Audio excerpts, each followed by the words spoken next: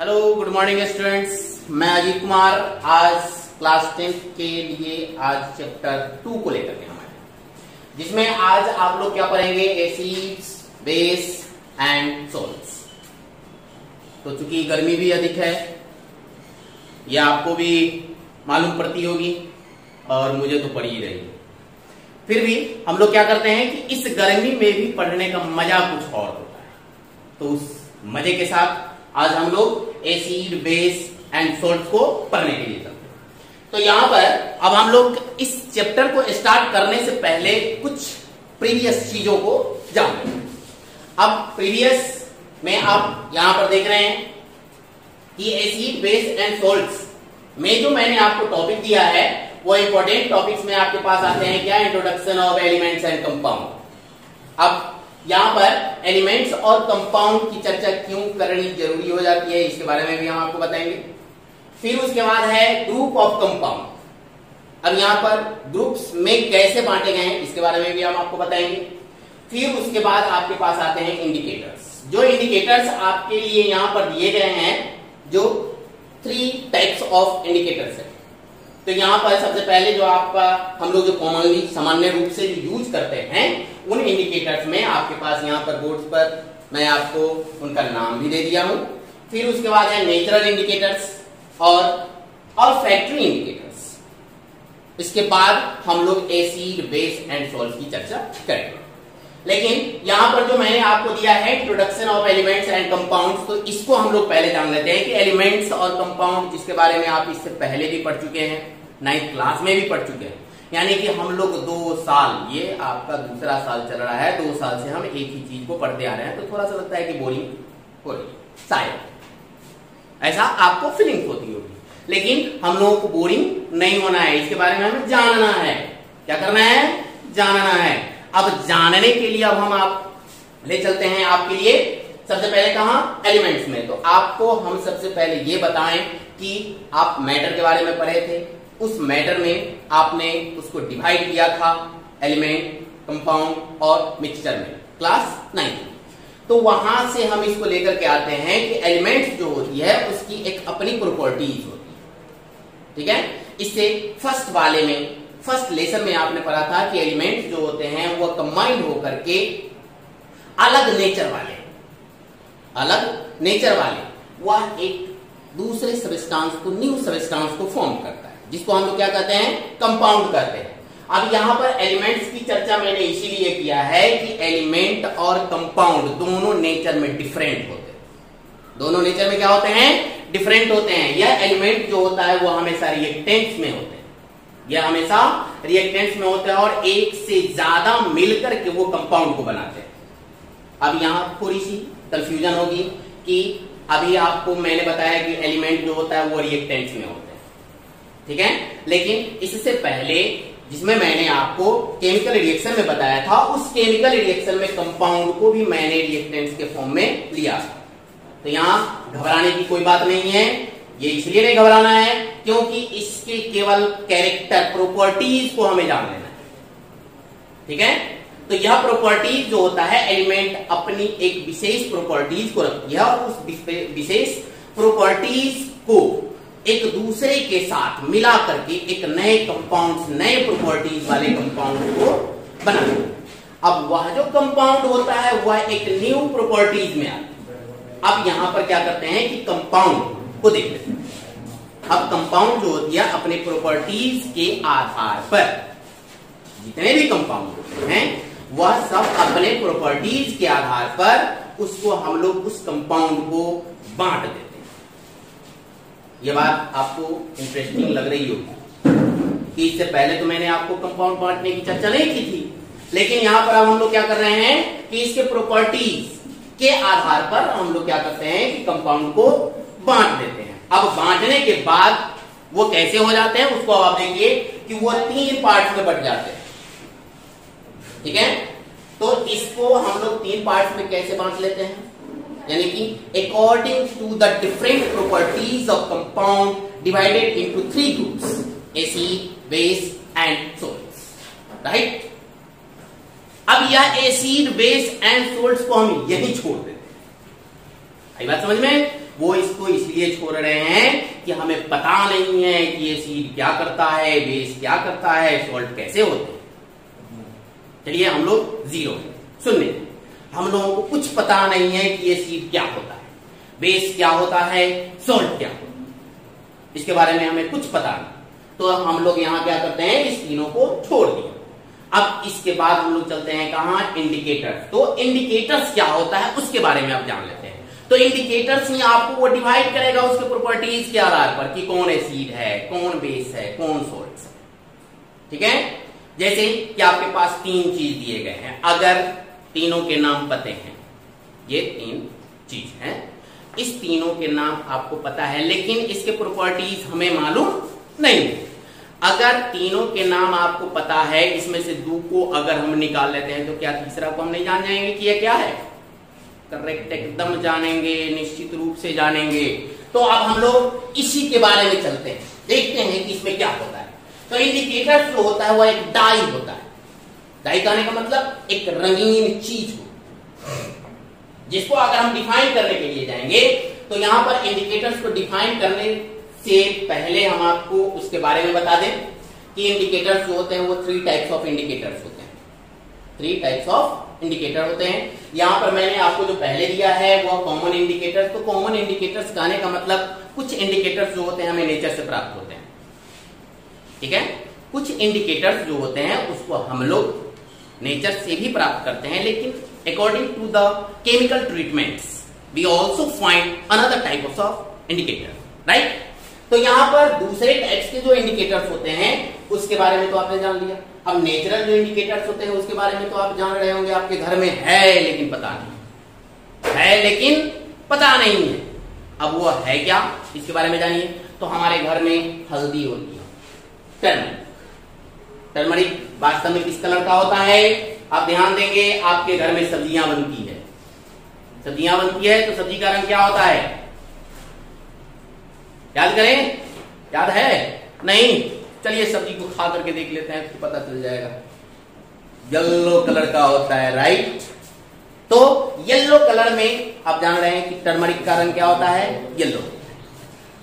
अब इस yellow colour में वह नेचर से प्राप्त होता है। यह टर्मरिक मेरे द्वारा, आपके द्वारा या किसी और के द्वारा नहीं बनाए जाते। ठीक है, वह क्या है? प्लांट प्रोडक्ट्स हैं। टर्मरिक, लिटमस, यह भी प्लांट प्रोडक्ट्स हैं। इससे ये आते हैं, आप लोग पिछले क्लास में प्रीवियस बहुत से छोटे छोटे यानी 6 से हम लोग पढ़ते आ रहे हैं लिटमस के बारे में कि यह लिचेन से प्राप्त होता है। लिचेन जो एक समुद्री घास होती है उससे हमें ये प्राप्त होता है। रेड कैबेज, कैबेज को, रेड को हटा देते हैं, कैबेज को, कैबेज को हम लोग जान रहे हैं। कैबेज क्या होती है? पात गोभी। पात गोभी को आप देख रहे हैं, यह पात गोभी जो होती है वह किस कलर में होता है? हमारे यहाँ जो हम लोग खाने में यूज करते हैं वह पात गोभी ग्रीन कलर में होते हैं, लेकिन एक जिसका हम लोग इंडिकेटर्स के रूप में यूज करते हैं वो रेड कलर के पात गोभी होते हैं, वह भी हमें नेचर से प्राप्त होता है। तो सबसे पहले इन सभी के बारे में आपने जान लिया। अब है आपके पास ऑल्फैक्टरी। ऑल्फैक्टरी का मतलब होता है घ्राण संकेतक। घ्राण संकेतक, घ्राण मतलब होता है सूंघने। ठीक है, ये शुद्ध हिंदी है, इसीलिए मैं आपको बताता हूं कि इसको आप गंध सूचक भी बोल सकते हैं। ठीक है, इसको क्या बोलेंगे? गंध सूचक। अब यह गंध सूचक के रूप में आप इसको जाने कि यह ओनियन, प्याज के बारे में सब जानते हैं। जब हम अपने घरों में प्याज को एक बार काटते हैं तो बिना रोए हुए नहीं रह सकते, इसको आप जान रहे हैं। उसके बाद है आपके पास वेनिला। वेनिला के बारे में आप लोग कम जानते होंगे, लेकिन यह क्या है? एक केमिकल्स होते हैं जो वास्तव में हम लोगों को वेनिला के पौधे से प्राप्त होते हैं, लिक्विड्स के फॉर्म में। तो इसके बारे में भी आप जान रहे हैं। अब यहां पर इंडिकेटर्स, तो इंडिकेटर्स को अब सबसे पहले हम आपको डिफाइन कर देते हैं कि दोज सबस्टेंस या those dye substance which change the colour of acid and base is called indicator, right. आपको अगर इस डेफिनेशन को अगर कहीं पर किसी भी प्रकार से दिक्कत होती है सुनने में तो कृपया क्या करेंगे कि आप अपने वीडियो को पॉज करेंगे या बैक करेंगे, फिर उसके बाद इसको पूरी दोबारा से सुन लें। ठीक है, अब आगे हम लोग चलते हैं। तो इंडिकेटर्स के बारे में आपको क्या जाना कि इंडिकेटर्स एक रंगीन पदार्थ होता है जो एसिड और बेस में अपने रंग को परिवर्तित कर वह बताती है कि कौन सा एसिड है और कौन सा बेस है। तो इससे पहले मैंने आपको बताया था कि कंपाउंड को हम 3 पार्ट्स में कैसे डिवाइड कर लेंगे, इसी इंडिकेटर के माध्यम से। जब आप इंडिकेटर्स को ले जाएंगे, अगर कलर चेंज हो जाती है, अगर कलर चेंज हो जाती है तो प्रत्येक के लिए अलग अलग कलर दिए गए हैं जो आपको बताएंगे कि कौन सा एसिड है और कौन सा बेस है। तो इसके बारे में अब हम लोग जानेंगे। देखते हैं आगे। तो चलिए अब हम लोग देखते हैं इसके रंग को, यानी जो भी इंडिकेटर्स है उसके रंग को देखते हैं। सबसे पहले लिटमस। सबसे पहले क्या है आपके पास? लिटमस। तो लिटमस जो होते हैं वो 2 प्रकार के होते हैं, एक होते हैं रेड कलर में और दूसरा होता है ब्लू कलर में। अब यदि रेड कलर के लिटमस को एसिड में डाला जाए तो वो कोई चेंज नहीं करेगा, यानी कि वह रेड के रेड ही रह जाएंगे। लेकिन अगर बेस में डाले जाते हैं तो उसका कलर क्या हो जाएगा? ब्लू हो जाते हैं। अब आप रेड लिटमस से भी पता कर सकते हैं कि कौन एसिड है और कौन बेस है। अगर बेस में डालते हैं ब्लू कलर हो गया, किससे? केवल रेड लिटमस से। अगर वह ब्लू हो गया तो क्या समझेंगे? वह कौन सा है? बेस। सही है।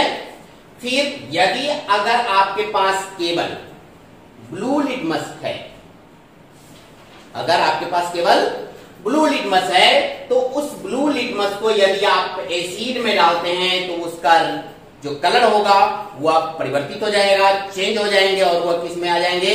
रेड में। लेकिन यदि आप बेस में डालते हैं तो बेस में वह ब्लू के ब्लू ही रह जाएंगे। यानी अगर 2 लिटमस में से आपके पास कोई एक लिटमस पेपर है तो आप बता सकते हैं कि कौन एसिड है और कौन बेस है। करेक्ट। अब आगे चलते हैं। अगर आपके पास लिटमस नहीं, आपके पास लिटमस नहीं है, यदि आपके पास मेथाइल ऑरेंज, यह एक सॉल्यूशन टाइप में होता है, जो सॉल्यूशन से सॉल्यूशन को आप पता कर सकते हैं। इसमें भी आप सॉल्यूशन वाले जो कंपाउंड होंगे उसमें भी आप पता कर सकते हैं। तो यहाँ पर सॉल्यूशन के फॉर्म में होते हैं, तो इसमें भी क्या होता है कि यदि आप मिथाइल ऑरेंज को एसिड में डालते हैं तो मिथाइल ऑरेंज यानी कि उसका जो कलर होगा वह परिवर्तित हो जाएंगे किसमें? रेड में। और यदि आप बेस में डालते हैं तो वह परिवर्तित हो जाएंगे येलो, पीला में। समझ गए? अब आगे हम लोग देखते हैं फेनोल्फेथिलीन। फेनोल्फेथिलीन। अब यह फेनोल्फेथिलीन को यदि हम एसिड में डालें तो उसमें किसी भी प्रकार का कोई बदलाव नहीं होगा, यानी कि उसमें किसी भी प्रकार का कोई चेंजिंग नहीं होगा, उसके रंग वैसे के वैसे ही रहेंगे। लेकिन यदि हम इसको बेस में डालते हैं, यदि हम इसको बेस में डालते हैं तो वो कौन सा कलर हो जाएगा? गुलाबी, यानी पिंक। आई बात समझ में? फिर अब आगे चलते हैं टर्मरिक के बारे में। तो टर्मरिक जो होता है वो वास्तव में किस कलर में होते हैं? येलो तो खुद होते ही हैं, इसमें किसी भी प्रकार का कोई बदलाव नहीं होता है। टर्मरिक यानी हल्दी जो होती है वह पीले होते ही हैं। अब इसको यदि आप एसिड में डालते हैं तो कोई परिवर्तन नहीं, कोई चेंज नहीं। लेकिन यदि आप बेस में उसको डाल देते हैं तो वह किस कलर में हो जाएगा? रेड ब्राउन कलर में वो परिवर्तित हो जाएगा। इसको आप अपने घर पे भी करके देख सकते हैं। जिसको आप खाने का सोडा कहते हैं ना, खाने का सोडा, वह बेस होता है। उसके सॉल्यूशन में थोड़ी सी हल्दी पाउडर डाल दीजिए, आपको ये खुद कलर को दिखाएगा। तो आप इसे अपने घर पे भी कर सकते हैं।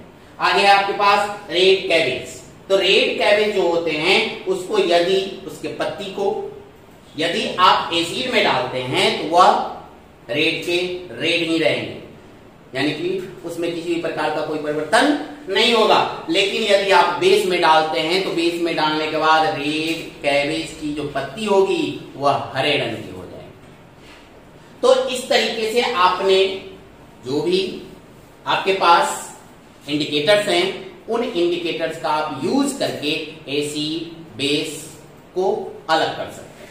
ठीक है, तो अलग करने की इस स्थिति के आधार पर आप कंपाउंड के जो प्रॉपर्टीज होते हैं उसके आधार पर आप एसिड बेस और सोल्ट को अलग कर सकते हैं। ठीक है, तो अब हम लोग आगे फिर चलते हैं। अब हम लोग आगे देखते हैं आपकी अगली टॉपिक्स। यहां पर है आपकी अगली topic olfactory indicators. Olfactory indicators, तो यहां पर थोड़ा सा हम इस वर्ड्स को आपको डिफाइन कर दें। ऑल्फैक्टरी मतलब होता है, ऑल्फैक्टरी जो है उसका मतलब अगर इंग्लिश में जानते हैं, the words of olfactory is related to the sense of smell. यानी ऑल्फैक्टरी वर्ड्स जो है वह संबंध रखता है किससे? सुगंध से। ठीक है, तो इसीलिए हम इसको गंध सूचकांक भी बोल सकते हैं, घ्राण सूचक भी बोल सकते हैं। ठीक है, तो यहां पर घ्राण सूचक में आपके पास दिए जाते हैं दो इंडिकेटर्स, जिसमें से आपके पास एक क्या है? ओनियन, प्याज, और वेनिला। अब इसके बारे में अब हम लोग जान लेते हैं। सबसे पहले हम लोग ओनियन को लेते हैं। तो आप जानते हैं कि ओनियन जो होती है जब हम उसको काटते हैं या उसको छिलका को उतारते हैं तो उस समय वह अपने में से एक सेंट, एक स्मेल को प्रोड्यूस करता है। ठीक है, तो यहां स्मेल को जो प्रोड्यूस करता है, तो मैंने अभी आपको इस वर्ड्स का मतलब बताया, केवल किससे संबंधित? तो यह सुगंध स्मेल से संबंध रखता है। तो यहां पर जो ओनियन का सुगंध होता है, जब आप उसको एसिड या बेस में डालेंगे तो या तो वह अपने सुगंध को परिवर्तित करेगा, या अपने सुगंध को खो देगा, या अपने सुगंध को बनाए रखेगा। कितने हो सकते हैं? 3 इसमें परिवर्तन हो सकते हैं। या तो वह अपने सेंट को, अपने स्मेल को परिवर्तित कर सकता है, या अपने स्मेल को खो सकता है, या अपने स्मेल को बनाए रख सकता है। ठीक है, तो यहां उसी में से 3 घटनाओं में से जो इसके साथ परिवर्तित होते हैं, उन तीनों परिवर्तन में से कोई 2 परिवर्तन तो निश्चित रूप से ही होंगे। तो सबसे पहले हम लोग क्या करते हैं कि ये ओनियन के छिलके से कुछ रस को निकालते हैं, तो उसके रस में एक स्मेल होती है। अब उस स्मेल को हम क्या करते हैं कि किसी बेस वाले सॉल्यूशन में ले जाकर के डालते हैं। जैसे कि हमें पता नहीं है कि ये बेस है या एसिड है, तो हमने क्या किया कि सोडियम हाइड्रोक्साइड का सॉल्यूशन ले लिया। सोडियम हाइड्रोक्साइड समझ रहे हैं? सोडियम हाइड्रोक्साइड समझ रहे हैं? चलिए मैं आपको फिर से बता दूं कि एसिड जो आपने प्रीवियस क्लास में पढ़ा है उसमें कॉमन होता है हाइड्रोजन आयंस, यानी कि कंसंट्रेशन ऑफ हाइड्रोजन आयंस। और जो बेस होते हैं उसका जो कॉमन होता है वह कॉमन क्या होता है? Concentration of hydroxide. कहने का मतलब यहां यह हो रहा है कि किसी भी मेटल के ऑक्साइड जो होते हैं, इसीलिए मैंने आपको सबसे पहले एलिमेंट के बारे में बताया था कि किसी भी मेटल का ऑक्साइड बेस के फॉर्म में ही होते हैं, लेकिन किसी नॉन मेटल का जो ऑक्साइड होगा वह एसिडिक फॉर्म में होगा। तो यहां पर मैंने आपको क्या बोला? Sodium hydroxide. तो इसके पास आपके पास 2 चीज पहचानने के हैं कि यह बेस है या एसिड। तो सबसे पहले आप देख रहे हैं कि सोडियम क्या है? मेटल, और इसके साथ आकर के जुड़ा हुआ कौन है? ऑक्सीजन, यानी कि यह मेटल ऑक्साइड है। तो सिमिलरली आप बता सकते हैं सिंपली वे में कि यह क्या होगा? बेस या एसिड। तो आप बता सकते हैं आसानी से कि यह बेस ही होंगे। ठीक है, क्योंकि यह मेटल के साथ है। अब आगे हम क्या कर रहे हैं? इसको ओनियन के बूंद को या इसके छिलके को हम क्या कर रहे हैं, उसमें इसमें डाल रहे हैं बेस। अब हाइड्रो ऑक्साइड बेस में अगर आप इसको डाल देते हैं तो डालने के बाद आप देखते हैं कि इसका जो स्मेल होता है, प्याज का जो स्मेल होता है, ओनियन का जो स्मेल होता है, उसमें किसी भी प्रकार का कोई परिवर्तन नहीं होता है। आपने किसमें डाला, बेस में। आप नाम नहीं जान रहे हैं कि यह बेस है या एसिड है, फिर भी आप इसको वैसे ही सोडियम हाइड्रोक्साइड के सॉल्यूशन में डाल दिया। डालने के बाद उसमें आप देखेंगे कि क्या इसका सेंट परिवर्तित होता है। अगर सेंट परिवर्तित नहीं होता है तो आप समझेंगे, हम समझेंगे कि यह क्या है, बेस है। लेकिन यदि यह अपने स्मेल को खो देता है, डिस्ट्रॉयड कर देता है, तो डिस्ट्रॉयड होने के बाद वह आपको समझ में आएगा कि वह क्या हो जाएगा, एसिड। जैसे क्या, फिर से इसका प्रैक्टिकल आप कर सकते हैं। किसी भी एसिड्स को आप ले लीजिए, जैसे सल्फ्यूरिक एसिड को सल्फ्यूरिक एसिड को ले लेते हैं। उसमें अब हम ले जाकर के ओनियन के एक पिल्स को एक पिल को डाल देते हैं। अब आप देखेंगे कि उसका स्मेल जो है, जो ओनियन का स्मेल है, वो डिस्ट्रॉयड हो जाते हैं, नष्ट हो जाते हैं। तो यहां पर क्या हमें पता चला कि ओनियन के छिलके को, ओनियन के पिल को यदि हम बेस में डालते हैं, उसका स्मेल में कोई परिवर्तन नहीं होगा, न तो अपने स्मेल को वह खोता है, केवल उसमें क्या होता है कि वह अपने स्मेल को खोता भी नहीं है, उसका स्मेल वैसे के वैसे ही यथावत रहता है, ठीक है।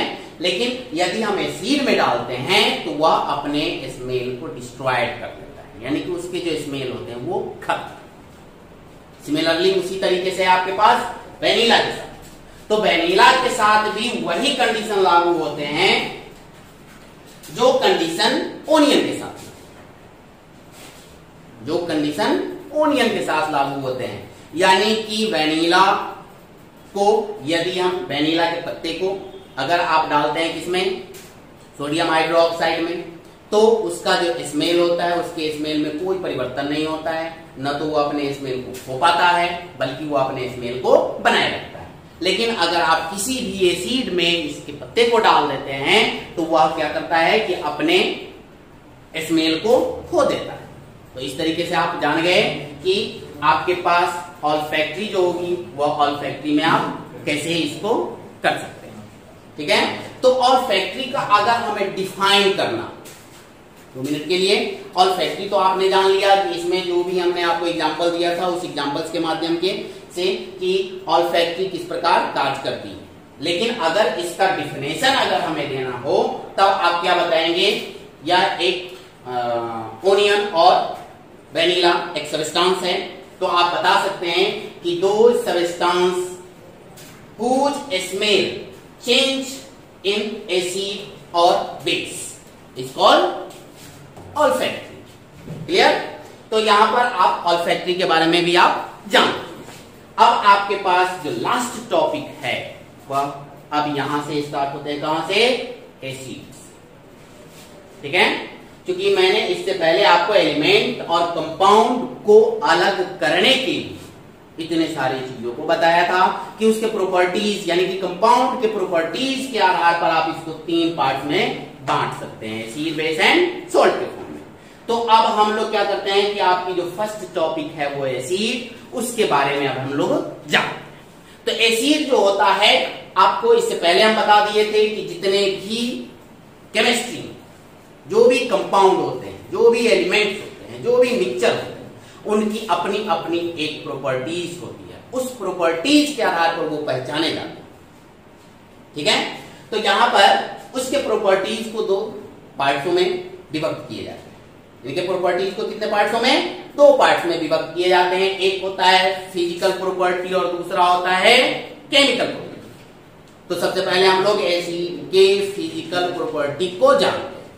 तो एसिड का जो फिजिकल प्रॉपर्टी होता है, उस फिजिकल प्रॉपर्टी के अंतर्गत हम लोग जानते हैं कि फिजिकल प्रॉपर्टी में आप जानते हैं कि एसिड जो होता है वह हमेशा खट्टा होता है। यानी कि किसी को अगर आप टेस्ट करते हैं, यहां पर ध्यान देंगे कि एसिड जो होता है वह हानिकारक भी होते हैं।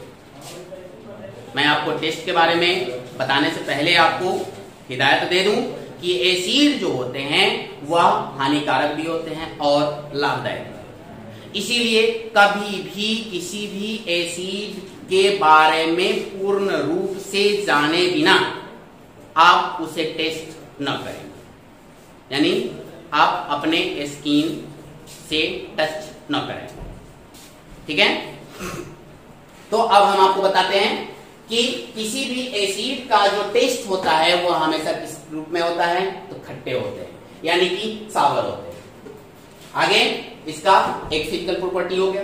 दूसरा फिजिकल प्रॉपर्टी मैंने आपको इसके इंडिकेटर से बता रहा हूं कि जब भी किसी भी एसिड में रेड लिटमस को अगर आप डालेंगे तो उसमें कोई परिवर्तन नहीं होगा, लेकिन यदि आप ब्लू लिटमस को डालते हैं तो ब्लू लिटमस को डालने के बाद उसका जो कलर होता है वो चेंज हो जाता है। वो किस में आ जाएगा, अभी मैंने आप लोगों को दिखाया है, याद कीजिए, याद आया, सही बात, वो रेड हो जाता है। क्या होता है, रेड हो जाता है। जब रेड हो जाए समझ में आ गया आपको कि ये क्या है, एसिड।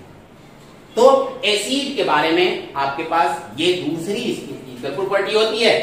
तीसरी जो इसकी फिजिकल प्रॉपर्टी होती है वो होता है कि ये अपने में से इलेक्ट्रिसिटी को पास होने देता है, यानी कि किसी भी प्रकार के एसिड को आप लेते हैं तो वह गुड कंडक्टर ऑफ इलेक्ट्रिसिटी हो।